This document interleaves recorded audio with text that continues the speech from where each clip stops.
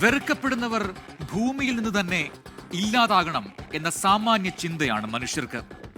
അതാണ് നീതി എന്നവർ വിശ്വസിക്കുന്നു. എന്നാൽ നിയമം അങ്ങനെ ഒരിക്കലും ചിന്തിക്കില്ല. നീതിയും നിയമവും ചിലപ്പോൾ രണ്ടാവുന്നതും അതുകൊണ്ടാണ്. നീതി എന്നത് പൊതുവെ ഒരാളിലേക്ക് മാത്രം അവകാശപ്പെട്ടതാണെന്ന തോന്നലുണ്ടാക്കുമ്പോൾ നിയമം രണ്ടു പക്ഷത്തിനും ഒരുപോലെ അവകാശപ്പെട്ടതാണ്. ആ അവകാശത്തിന്റെ അങ്ങേയറ്റം വരെ പ്രയോജനപ്പെടുത്തിയ ഒരു നരാധമൻ കൊലക്കയറിൽ നിന്ന് രക്ഷപ്പെട്ടത് പക്ഷെ കേരളം ഞെട്ടലോടെയാണ് കേട്ടത്.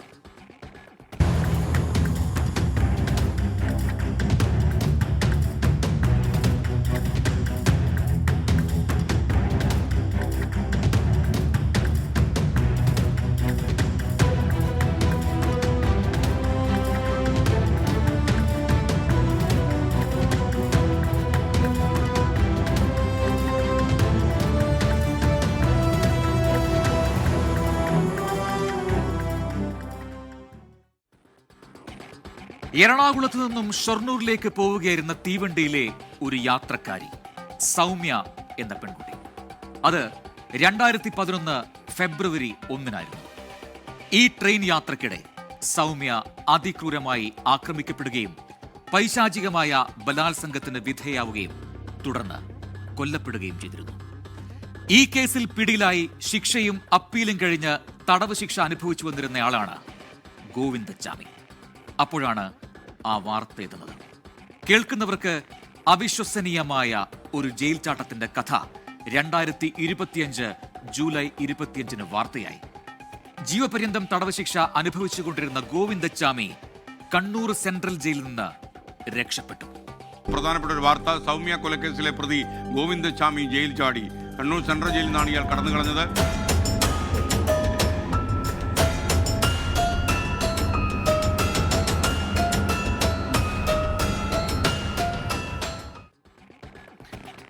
കണ്ണൂർ സെൻട്രൽ ജയിലിൽ 10ാം ബ്ലോക്കിലെ അതീവ സുരക്ഷാ സെല്ലിലെ ഇരുമ്പു കമ്പി മുറിച്ചാണ് ഗോവിന്ദച്ചാമി പുറത്തേക്ക് കടന്നത്.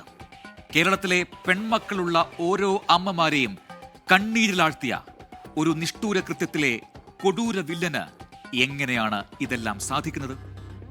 എന്ത് മനസ്സാണ് അയാളെ കൊണ്ട് ഇതെല്ലാം ചെയ്യിക്കുന്നത്?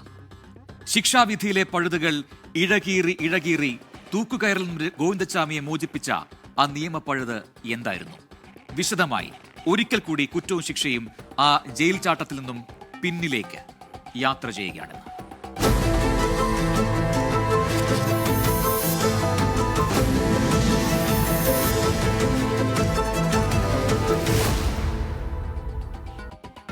ഗോവിന്ദച്ചാമി ചാടിയത് അതീവ സുരക്ഷയുള്ള കണ്ണൂർ സെൻട്രൽ ജയിലിലെ 10ാം നമ്പർ ബ്ലോക്കിൽ നിന്നാണ്.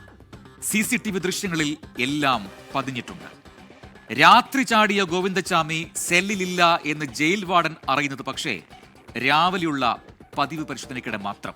അപ്പോഴേക്കും മണിക്കൂറുകൾ പിന്നിട്ട് കഴിഞ്ഞിരുന്നു.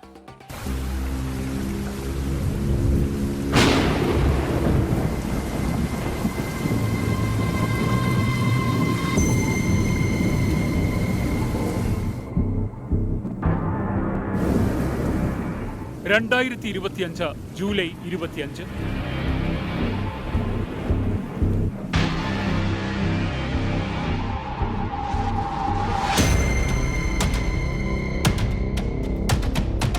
അതൊരു വെള്ളിയാഴ്ച പുലർച്ചെ 4:15.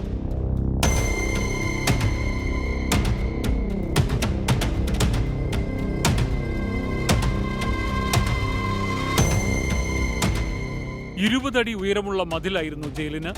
അത് ചാടിക്കടന്ന അയാൾ ഇരുളിൽ അതിവേഗം നടന്നത് റെയിൽവേ സ്റ്റേഷൻ ലക്ഷ്യമാക്കിയായിരുന്നു. കണ്ണൂർ സ്റ്റേഷനിലെത്തിയാൽ തമിഴ്നാട്ടിലേക്ക് ട്രെയിൻ മാർഗം കടക്കാമെന്നയാൾ കരുതി. സ്റ്റേഷനും ട്രെയിനും റെയിൽവേ ട്രാക്കുമെല്ലാം ഗോവിന്ദച്ചാമിക്ക് ഒട്ടും അപരിചിതമല്ല. ട്രെയിനിൽ ചാടിക്കയറാനും അയാൾക്ക് കഴിയുമായിരുന്നു. അതുകൊണ്ട് തന്നെ ടിക്കറ്റ് എടുക്കാനൊന്നും മെനക്കെടാതെ ട്രാക്ക് പിടിക്കുക മാത്രമായി ലക്ഷ്യം. അപ്പോഴേക്കും പ്ലാനുകളിൽ ചെറിയ പിഴവ് വന്നിരുന്നു.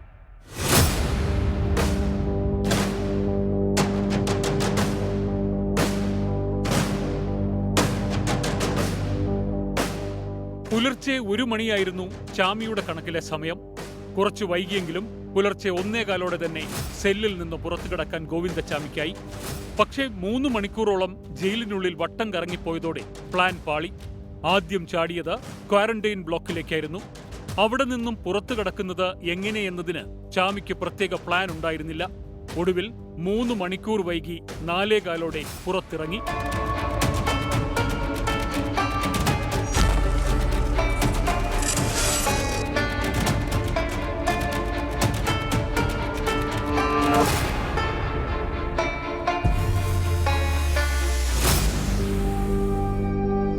സഹതടവുകാരുടെ തോർത്തുകൾ ശേഖരിച്ച് ഒന്നിനു പുറകെ ഒന്നായി കൂട്ടിക്കെട്ടിയാണ് മതിലിൽ കയറിയത്. പുറത്തേക്കിറങ്ങാൻ കയറുണ്ടാക്കിയത് പുതപ്പുകൾ പിരിച്ചായിരുന്നു.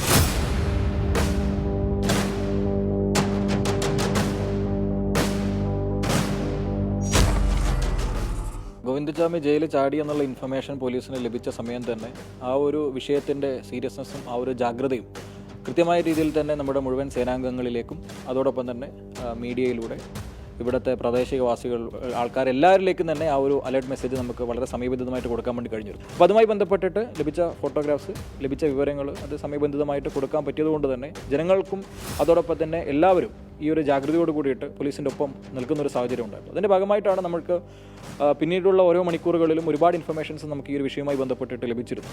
ആ കിട്ടിയ ഇൻഫർമേഷൻസ് തന്നെ കൃത്യമായ രീതിയിൽ നമുക്ക് പ്രോസസ്സ് ചെയ്യാൻ വേണ്ടി കഴിഞ്ഞു. അതുകൊണ്ടാണ് വളരെ ചുരുങ്ങിയ സമയം കൊണ്ട് തന്നെ ആ പ്രതി വീണ്ടും അറസ്റ്റ് ചെയ്യപ്പെടുന്ന ഒരു സാഹചര്യം ഉണ്ടായിരിക്കും.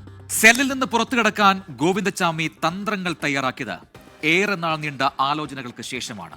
സെൽ പൊളിക്കണം, അതായത് ഇരുമ്പ് മുറിക്കണം, അങ്ങനെ ഉണ്ടാകുന്ന വിടവിലൂടെ നൂണ്ടുകിടക്കണം, പിന്നെ 20 അടി പൊക്കമുള്ള മതിൽ ചാടണം, പുറത്തു കിടക്കണം. ഓരോന്നോരോന്നായി അയാൾ ലിസ്റ്റ് ചെയ്തിരുന്നു.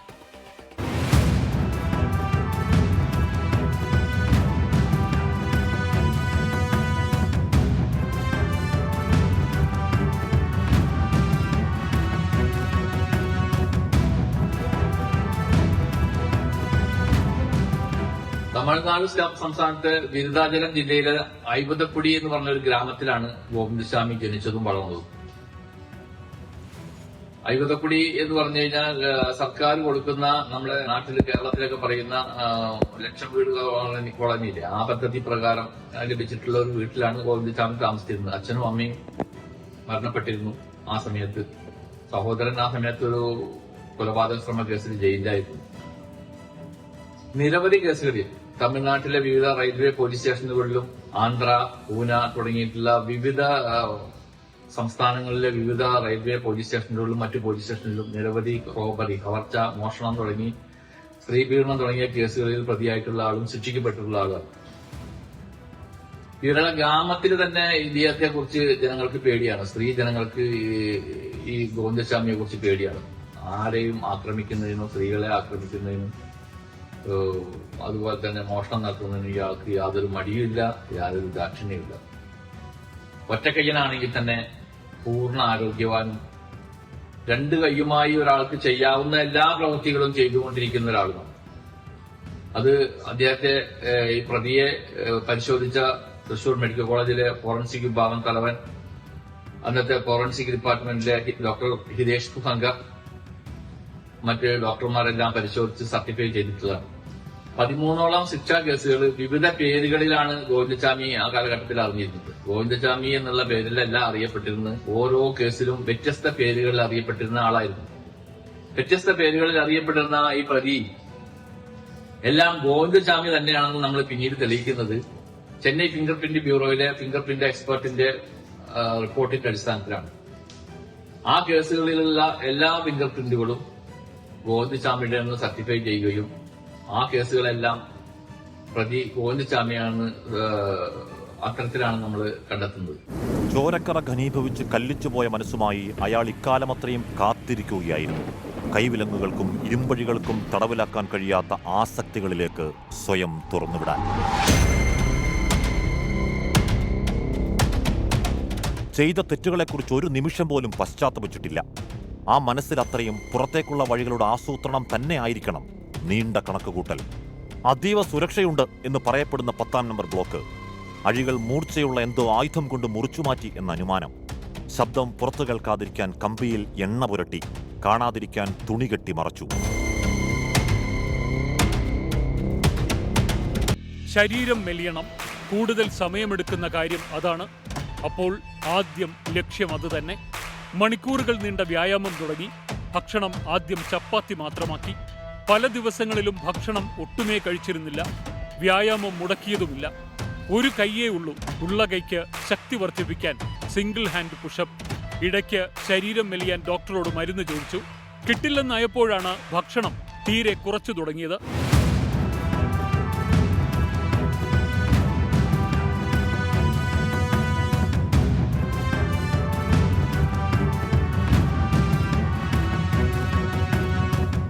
ഇനി ഇരുമ്പ് ജയിലഴി മുറിക്കണം. ഇരുമ്പല്ലേ, തുരുമ്പിച്ചാൽ ദുർബലമാകുമല്ലോ. ക്രിമിനൽ ബുദ്ധി ശരവേഗത്തിൽ പാഞ്ഞു. ഭക്ഷണത്തിനൊപ്പം വിതരണം ചെയ്തിരുന്ന ഉപ്പ് ശേഖരിച്ചു. സെല്ലിലെ കമ്പികളിൽ തുണിക്കഷണങ്ങൾ ഉപയോഗിച്ച് ചുറ്റിക്കെട്ടി. അതിനെ അതിന്റെ വഴിക്ക് ദ്രവിക്കാൻ വിട്ടു. ഇടയ്ക്ക് നനച്ചു കൊടുത്തുകൊണ്ടിരുന്നു. ജയിൽ ജീവനക്കാരുടെ ഏതെങ്കിലും വിധത്തിലുള്ള സഹായം ലഭിച്ചിട്ടുണ്ടാവും എന്ന് ഞാൻ വിശ്വസിക്കുന്നില്ല. കാരണം അത്തരം ഒരു ക്രിമിനലിന് നമ്മുടെ സംസ്ഥാനത്തെ ഏതെങ്കിലും ജീവനക്കാർ ഏതെങ്കിലും വിധത്തിലുള്ള സഹായങ്ങൾ ചെയ്യുമെന്ന് ഉള്ള ഒരു വിശ്വാസം എനിക്കില്ല. എന്നാൽ ഒരു കൃത്യവിലോപം, ഒരു ജാഗ്രത കുറവ് അക്കാര്യത്തിൽ ഉണ്ടായിട്ടുണ്ട്. രണ്ട് കൈയുള്ള ഒരാൾ എന്തെല്ലാം കൃത്യങ്ങൾ ചെയ്യുന്നു, അതും അതിനപ്പുറവും ചെയ്യാൻ പ്രാപ്തനായുള്ള ഒരാളാണ്. ഇപ്പൊ നമുക്ക് അയാളെ പിടിക്കപ്പെടുമ്പോൾ ഉള്ള അവസ്ഥ ഞങ്ങൾക്ക് അറിയാവുന്നതാണ്. മാത്രമല്ല ഇപ്പൊ എസ്കേപ്പ് ആയാലും ജയിൽ ചാടിയതിനു ശേഷം അയാൾ പിടിച്ചപ്പോൾ ആ കിണറിൽ നിന്നും അയാൾ ഒറ്റയ്ക്കാണ് ആ കയറിൽ കയറി വരുന്നത്. ഒറ്റക്കയ്യനായ ആള് ഒറ്റയ്ക്കാണ് കയറി വന്നും ഒറ്റയ്ക്കാണ് അയാളെ കിണറിലേക്ക് ഇറങ്ങിയത്.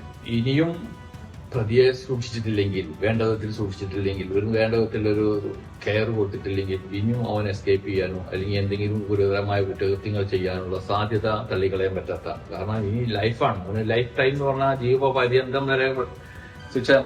സ്ത്രീകൾക്കെതിരായ കുറ്റകൃത്യത്തിന് ജാമ്യം കിട്ടാനോ അല്ലെങ്കിൽ ജയിലിൽ നിന്ന് റിലീസ് ചെയ്യാനോ സാധ്യതയില്ലാത്ത ഒരാളാണ്.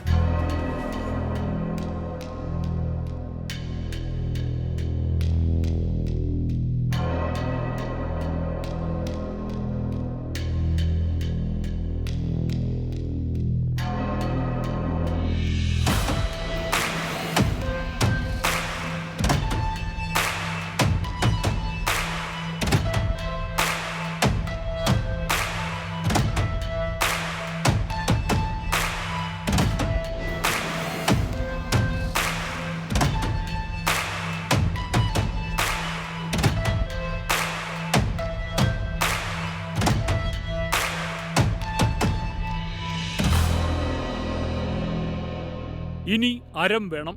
ചിരട്ട കൊണ്ട് ലോക്കറ്റ് ഉണ്ടാക്കാനെന്ന വ്യാജേന വർക്ക്ഷോപ്പിലെ വിശ്വനാഥനിൽ നിന്ന് ഗോവിന്ദച്ചാമി അരം സംഘടിപ്പിച്ചു. എന്നാൽ ഈ അരം കൊണ്ടായിരുന്നില്ല കമ്പി മുറിച്ചത്. ഇത് കമ്പി മുറിക്കാനുള്ള ഒരു ഉപകരണം ഉണ്ടാക്കിയെടുക്കാൻ വേണ്ടിയായിരുന്നു. പ്ലംബിങ്ങിന് ഉപയോഗിക്കുന്ന ലോഹത്തകിടിന് മൂർച്ചയുണ്ടാക്കിയെടുക്കാനായിരുന്നു ഈ അരം. ആ ലോഹത്തകിട് കൊണ്ടാണ് കമ്പി മുറിച്ചത്.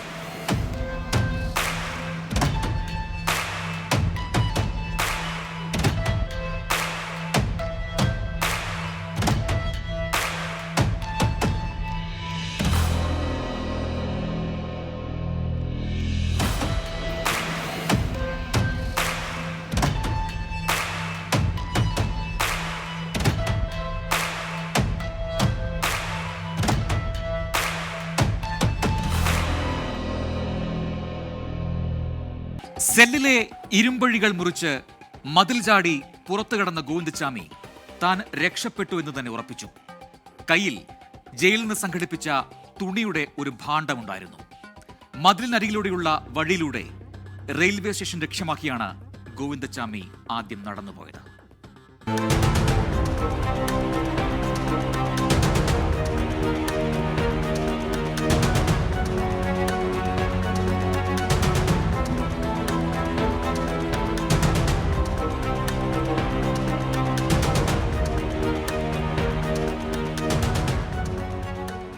റെയിൽവേ സ്റ്റേഷൻ ലക്ഷ്യമാക്കി മതിലിനരികിലൂടെ തന്നെ നടന്നു. ആരുടെയും ശ്രദ്ധയിൽപ്പെടാതെ ദേശീയപാത ഒഴിവാക്കാൻ ജയിലിന് എതിർവശത്തെ റോഡിലേക്ക് കയറി. ഇടയ്ക്ക് വഴിതെറ്റി. തളപ്പ് ഭാഗത്തു വെച്ചാണ് ചിലർ ഗോവിന്ദച്ചാമിയെ കാണുന്നത്. പുലർച്ചെ 5:55 പള്ളിക്കുളത്തെ ഒരു CCTVയിൽ നിന്ന് ഇയാൾ കണ്ണൂർ ഭാഗത്തേക്ക് പോകുന്ന ദൃശ്യങ്ങൾ ലഭിച്ചു. കൈയുടെ വൈകല്യം കണ്ടാൽ തന്നെ ആളുകൾ മനസ്സിലാക്കും എന്നയാൾക്കറിയാമായിരുന്നു. കയ്യിൽ കരുതിയിരുന്ന ഭാണ്ഡത്തിൽ പിടിച്ചിട്ടുണ്ട് എന്ന് തോന്നിക്കും വിധം കൈ അയാൾ സമർത്ഥമായി ഒളിപ്പിച്ചു. ഗവൺമെന്റ് വനിതാ കോളേജിന്റെ എതിർവശത്തുള്ള റോഡിലൂടെ ഇയാൾ കടന്നുപോകുന്ന ദൃശ്യങ്ങളും ലഭിച്ചതോടെ അന്വേഷണത്തിന് ദിശ ലഭിച്ചു തുടങ്ങി.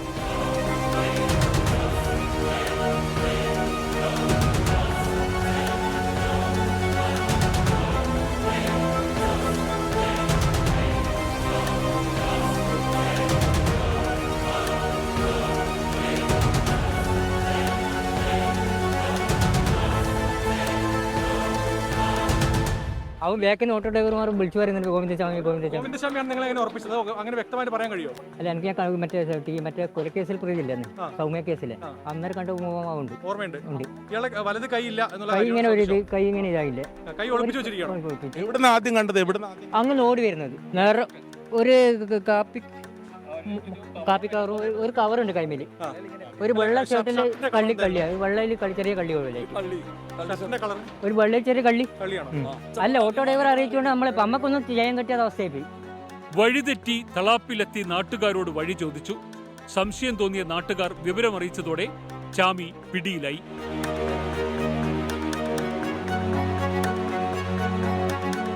ജൂലൈ 25 രാവിലെ 10:40.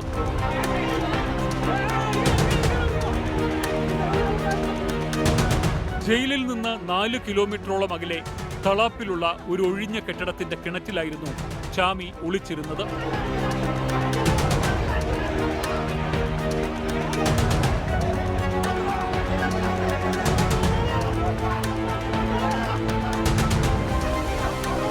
ഏറെ നേരത്തെ ശ്രമഫലമായാണ് ഇയാളെ കിണറ്റിൽ നിന്നും കയറ്റിയത്.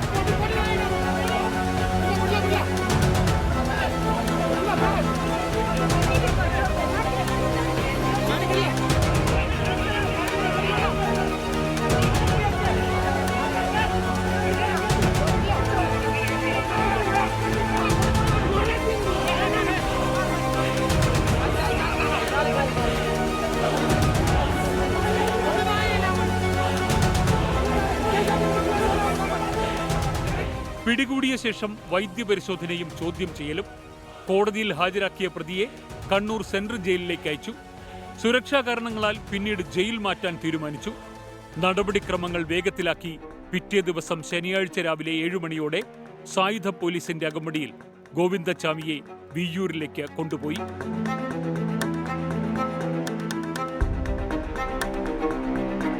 എന്തായാലും ഇവനെ പിടിച്ച ആൾക്കാരോടാണ് ആദ്യം നന്ദി പറയുന്നത്. എനിക്ക് അവരോട് വാക്കുകളേ ഇല്ല, എനിക്ക് അവരോട് പറയാൻ ഒന്നും വാക്കുകളില്ല. എനിക്ക് അത്രയേറെ എന്താ പറയേണ്ടതെന്ന് എനിക്ക് അവരുടെ കാര്യത്തിൽ അറിയില്ല. കാരണം എനിക്ക് ഒന്നും അവരോട് പറയാണ്ടായിരുന്നു. അത് കിട്ടിയപ്പോൾ തന്നെ അവനെ കൊല്ലായിരുന്നില്ലേ എന്ന്. എന്തിനാ ഈ പോലീസും നിയമത്തിനെല്ലാം വിട്ടുകൊടുക്കുന്നത്? ഇവനിഞ്ഞുള്ള ശിക്ഷ എന്താണെന്ന് അറിയാം, തൂക്കുകയറിൽ മേലെ ഇനി ഇവന് ശിക്ഷ ഇല്ലേ.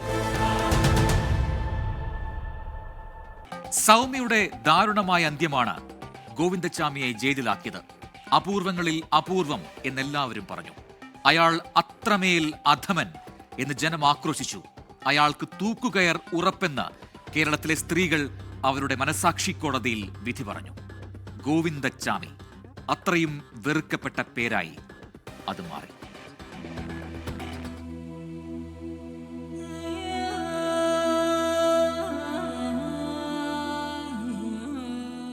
എറണാകുളത്തെ ഒരു ഷോപ്പിൽ സെയിൽസ് ഗേളായിരുന്നു സൗമ്യ. ഷൊർണൂർ സ്വദേശി. എറണാകുളത്ത് നിന്നും ഷൊർണൂർക്ക് പോകുന്ന തീവണ്ടിയിലെ സ്ഥിരം യാത്രക്കാരിയാണ്. വനിതാ കമ്പാർട്ട്മെന്റിലായിരുന്നു പതിവായി ജോലി കഴിഞ്ഞുള്ള മടക്കം. യാത്രക്കിടെ എപ്പോഴോ ബോഗിയിൽ മറ്റാരുമില്ലാതെ തനിച്ചായി സൗമ്യ. പെട്ടെന്നാണ് ഒരാൾ ട്രെയിനിലേക്ക്, ആ വനിതാ കമ്പാർട്ട്മെന്റിലേക്ക് ചാടിക്കയറിയത്. തമിഴ്നാട് സ്വദേശിയായ ഗോവിന്ദച്ചാമിയായിരുന്നു അത്. കടന്നു കയറിയ ഉടൻ തന്നെ തന്റെ ഒരു കൈകൊണ്ട് സൗമ്യയുടെ കഴുത്തിൽ പിടിച്ച ബോഗിയുടെ ഭിത്തികളിലേക്ക് അയാൾ മാറി മാറി ആഞ്ഞടിപ്പിച്ചു. എന്താണ് സംഭവിക്കുന്നതെന്ന് മനസ്സിലാകുന്നതിന് മുൻപ് തന്നെ ആക്രമണം തുടങ്ങിയിരുന്നു.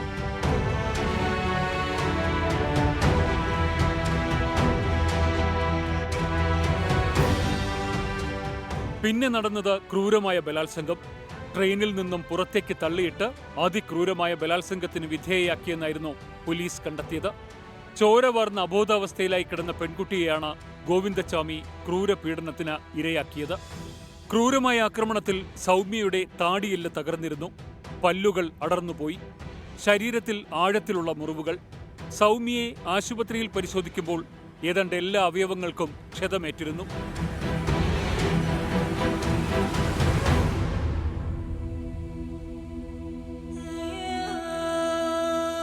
ജീവിതത്തിനും മരണത്തിനുമിടയിലെ 5 ദിവസങ്ങൾ. തൃശൂർ മെഡിക്കൽ കോളേജിൽ ആ നീണ്ട 5 ദിവസങ്ങളിലെ വേദന അവസാനിപ്പിച്ച് 2011 ഫെബ്രുവരി 6 സൗമ്യ മരിച്ചു.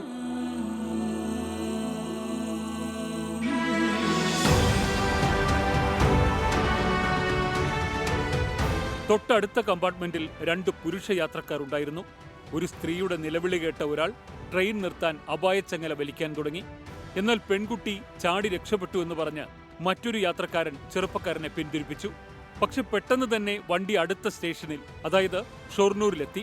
വേഗം ആ ചെറുപ്പക്കാരൻ ഒരു ഗാർഡിന്റെ അടുത്തേക്ക് ഓടിയെത്തി സംഭവത്തെക്കുറിച്ച് അറിയിച്ചു. റെയിൽവേ ജീവനക്കാരും നാട്ടുകാരും ഉടൻ തന്നെ തിരച്ചിലാരംഭിച്ചു.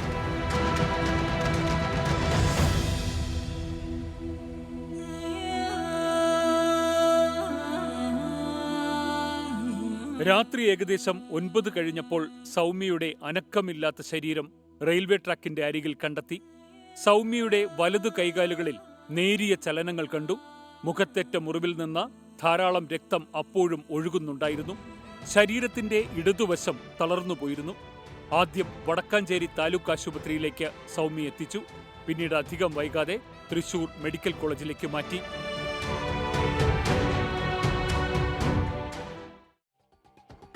ധീരയായ പെൺകുട്ടിയായിരുന്നു അവളെന്നാണ് പോലീസ് സർജൻ ഷേർലി വാസു സൗമ്യയെക്കുറിച്ച് പറഞ്ഞത്. ധീരമായ ചെറുത്തുനിൽപ്പാണ് അവൾ അന്ന് രാത്രി നടത്തിയത്. ഒന്നിലേറെ തവണ തന്റെ എല്ലാ വിരലുകളും ഉപയോഗിച്ച് അവൾ അയാളെ മാന്തി പൊളിച്ചു. മാന്തി മുറിച്ചതിന്റെ 27 പാടുകളായിരുന്നു ഗോവിന്ദച്ചാമിയുടെ ശരീരത്തിൽ ഉണ്ടായിരുന്നത്.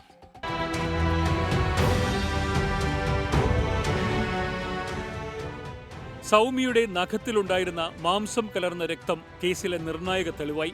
DNA പരിശോധനയിൽ അത് ഗോവിന്ദച്ചാമിയുടേതാണെന്ന് വ്യക്തമായി. സൗമ്യയുടെ ശരീരത്തിൽ നിന്ന് ലഭിച്ച സ്രവങ്ങൾ, രക്തക്കറ എന്നിവയുടെ DNA സാമ്പിളുകൾ പരിശോധിച്ചതിലും ഫലം അനുകൂലമായി. ട്രെയിനിൽ തൊട്ടടുത്ത ബോഗിയിലുണ്ടായിരുന്നവർ ഉൾപ്പെടെ 182 സാക്ഷികളാണ് ഈ കേസിലുണ്ടായിരുന്നത്.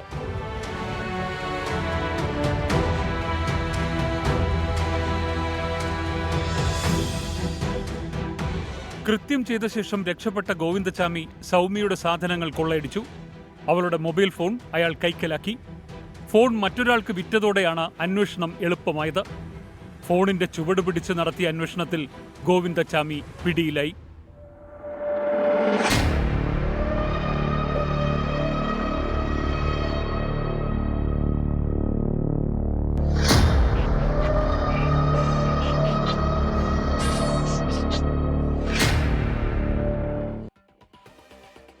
ആരാണ് ഗോവിന്ദച്ചാമി? ഒരു കൈ മാത്രമുള്ള ആൾക്കെങ്ങനെ ഈ കണ്ട പ്രവർത്തികളൊക്കെ ഇങ്ങനെ ചെയ്തു കൂട്ടാൻ പറ്റും? പല കുറ്റകൃത്യങ്ങളും ഇയാൾ തമിഴ്നാട്ടിൽ നടത്തിയിട്ടുണ്ട്. വളരെ ചെറുപ്പത്തിൽ തന്നെ അയാൾ നിർദ്ദയനായ ഒരു ക്രിമിനലായി മാറിക്കഴിഞ്ഞിരുന്നു. എല്ലാ ക്രിമിനലുകൾക്കും പറയാനുള്ള കഥ തന്നെയാണ് ഗോവിന്ദച്ചാമിക്കും പറയാനുള്ളത്. പക്ഷേ അത് കുറെ കൂടി ക്രൂരവും പൈശാചികവുമാണ് എന്ന് മാത്രം.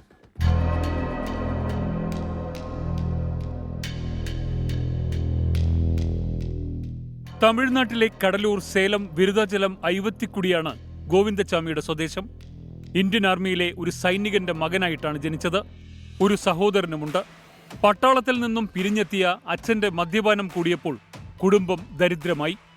മദ്യത്തിന് പണം ലഭിക്കാതെ വന്നതോടെ വിരമിച്ച സൈനികൻ ചില്ലറ ഗുണ്ടാപ്പണികൾ ഏറ്റെടുത്തു. മോഷണങ്ങൾ നടത്തി. ഏവരാലും ബഹുമാനിക്കപ്പെട്ടിരുന്ന സൈനികൻ അങ്ങനെ നാട്ടിലെ കള്ളനായി. വലിയ വീട്ടിൽ നിന്നും കുടിലിലേക്ക് ഗോവിന്ദച്ചാമിയുടെ ബാല്യം എടുത്തെറിയപ്പെട്ടു. കുടുംബം താളം തെറ്റിയതോടെ അമ്മയുടെ മനസ്സുമുടഞ്ഞു. മാനസിക രോഗിയായി അവർ തെരുവുകളിൽ അലഞ്ഞു നടന്നു. ഒടുവിൽ ഒരു ദിവസം ഒരു അജ്ഞാത വാഹനമിടിച്ച് ആ അമ്മ കൊല്ലപ്പെട്ടു. ദുരൂഹമായൊരു റോഡപകടത്തിൽ തന്നെ അച്ഛനും മരിച്ചു. അനാഥരായ സഹോദരങ്ങൾക്ക് മുന്നിൽ അവരുടെ ബാല്യം തുറന്നിട്ടത് ഇരുണ്ട വഴികളായിരുന്നു. റെയിൽവേ സ്റ്റേഷനുകൾ കേന്ദ്രീകരിച്ച ചെറിയ മോഷണങ്ങളിലൂടെ ആ സഹോദരന്മാർ തങ്ങളുടെ കുറ്റകൃത്യങ്ങളിലേക്കുള്ള യാത്ര ആരംഭിച്ചു.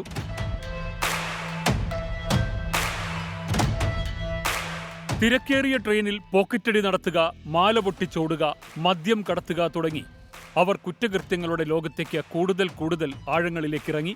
ഏതാണ്ട് 20 വയസ്സ് പൂർത്തിയാകുന്നതിന് മുൻപ് തന്നെ ഗോവിന്ദച്ചാമിയുടെ തസ്കര ഗ്യാങ് നൊട്ടോറിയസായി. സേലം, ഈറോഡ്, കടലൂർ, തിരുവള്ളൂർ, താമ്പരം എന്നിവിടങ്ങളിലൊക്കെ തീവണ്ടി കവർച്ച ഈ ഗ്യാങ്ങിന്റെ കുത്തകയായി. യാചകരുടെ വേഷമായിരുന്നു എല്ലാവർക്കും.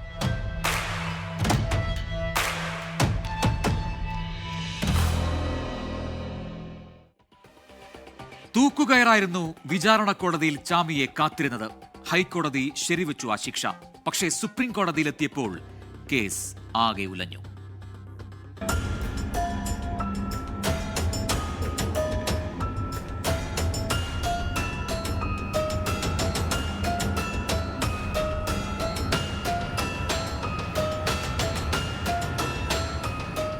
തൃശൂർ അതിവേഗ കോടതിയിലായിരുന്നു വിചാരണ. പ്രതിക്കെതിരെ ആരോപിക്കപ്പെട്ടിരുന്ന 15 കുറ്റങ്ങളിൽ കൊലപാതകം, ബലാത്സംഗം, മോഷണം എന്നിവ സംശയാതീതമായി തന്നെ തെളിഞ്ഞു. പ്രതി ജീവിച്ചിരിക്കുന്നത് സമൂഹത്തിലെ സ്ത്രീകൾക്ക് ഭീഷണിയാണെന്ന് ന്യായാധിപൻ രവീന്ദ്രബാബു പ്രസ്താവിച്ചു. അപൂർവങ്ങളിൽ അപൂർവമായ സംഭവമാണിതെന്ന് കോടതി നിരീക്ഷിച്ചു.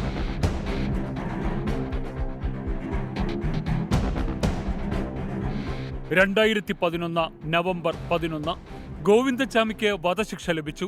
കൊലപാതകം, ബലാത്സംഗം, വനിതാ കമ്പാർട്ട്മെന്റിൽ അതിക്രമിച്ച് കടക്കൽ തുടങ്ങിയ കുറ്റങ്ങൾക്ക് വധശിക്ഷയ്ക്ക് പുറമെ ജീവപര്യന്തം തടവും 1 ലക്ഷം രൂപ പിഴയും വിധിച്ചു.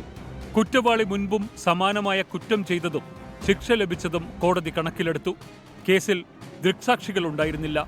മറ്റു സാക്ഷിമൊഴികളും സാഹചര്യ തെളിവുകളും മാത്രമായിരുന്നു പ്രോസിക്യൂഷന്റെ കൈമുതൽ. ആകെ 82 സാക്ഷികളെ പ്രതിഭാഗം അണിനിരത്തി. 43 തൊണ്ടിയും 101 രേഖകളും പ്രോസിക്യൂഷനും ഹാജരാക്കി. 1000 പേജുള്ള കുറ്റപത്രമാണ് കേസിൽ പോലീസ് സമർപ്പിച്ചത്. കേരള ഹൈക്കോടതി തൃശൂർ അതിവേഗ കോടതിയുടെ വിധിന്യായം ശരിവച്ചു. പക്ഷെ സുപ്രീം കോടതിയിൽ അതായിരുന്നില്ല സ്ഥിതി.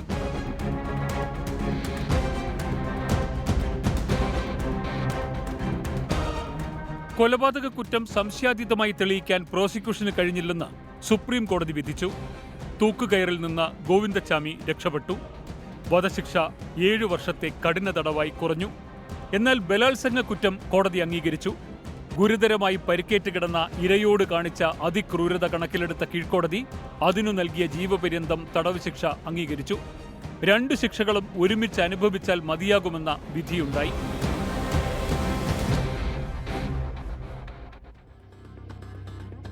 കീഴ്ക്കോടതി ശിക്ഷ വിധിച്ച് 14 വർഷത്തോളമാകുമ്പോഴാണ് ഗോവിന്ദച്ചാമി ജയിൽ ചാടാൻ തീരുമാനിക്കുന്നത്.